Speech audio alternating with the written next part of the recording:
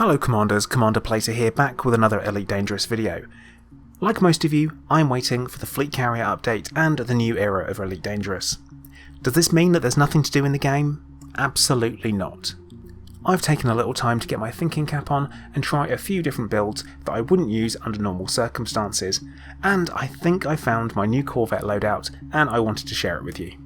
The Corvette has long been my favourite ship, and this has mainly been down to the two huge hardpoints over the cockpit and the best handling of the big three.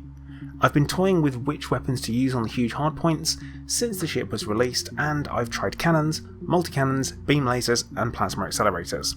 My favourite looks wise have been the plasma accelerators, but due to the fixed nature I had to use gimbaled and even turreted weapons on the other hardpoints to have something that looked like consistent DPS. But things have changed as I've improved as a pilot, and an idea grew in my head: the Plasma Vet.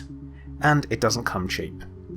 Before we get into the build, I have to say I'm not telling you this is the build you should make. I'm saying this is the build I have made, and well, it's great fun. There are some tweaks I would like to make to some of the engineering, but I'm going to mention these as we go. Also, it's primarily a PvE build, but you could tweak it a little bit to do some PvP with the addition of railguns and some target lock breaker mods in there as well. The Coriolis link will be in the video description too. Let's start with the hardpoints. For the huge, we have plasma accelerators. They're engineered with grade 5 efficient and the plasma slug experimental effect. Why efficient?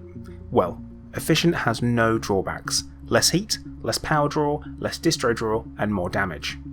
The plasma slug is so we can miss shots and stay in the fight for longer. Think about conflict zones, think about resource extraction sites. I need to mention that as things stand, the huge plasmas are legacy engineered and should be brought up to the new standards soon. The large hardpoint is equipped with the advanced plasma accelerator. It's currently engineered as efficient and the experimental is oversized. This is also going to be tweaked down the line, so it'll be plasma slug and that way it will come in line with the other two. Also, this one was taken off of my Vulture twin APA build. The two mediums should be no surprise. They're both equipped with plasma accelerators and they are both engineered with grade 5 efficient and also plasma slug. The small hardpoints are really what make the build viable. Gimbaled beams engineered with grade 5 long range and the thermal vent experimental. This gets rid of your heat when you fire at a target. These are essential so you don't have long periods of not being able to fire or needing to take module damage if you do. I didn't pick turreted here as NPCs seem to have the weird ability to chaff far too often, and missing increases your heat and some direct control here is very helpful. Utilities are going to be pretty simple, and again a small reminder, this is what I like, but you might not. We have 5 A-rated shield boosters engineered with heavy duty grade 5, all with supercapacitors. We have only one A-rated shield booster with resistance augmented grade 5 and thermoblock. Mine is currently legacy, so again we'll be updating that one soon.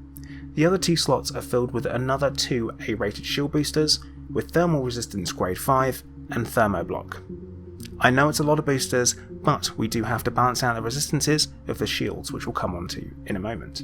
Moving on to the core internals, we have reactive surface composite with grade 5 heavy duty and deep plating. Remember when I said it wouldn't come cheap? 8A power plant with grade 5 armoured and monstered. This means you get increased power without sacrificing the integrity of your power plant. 7A thrusters, grade 5 dirty drives with drag drive experimental. A 6A FSD, grade 5 increased range with mass manager experimental.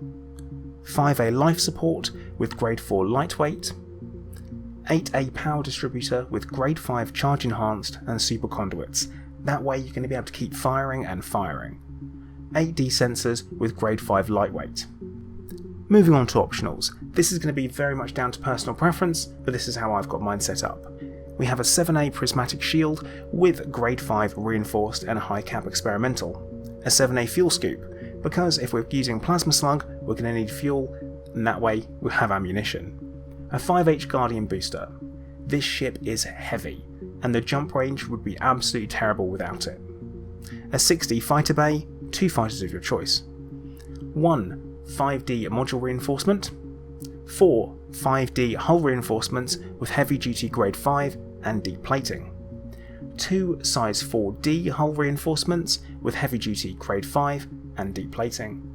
one size 3D hull reinforcement with heavy duty grade 5 and deep plating, and finally a detailed surface scanner. But honestly, with the way I fly, it probably should be a Super Cruise Assist module.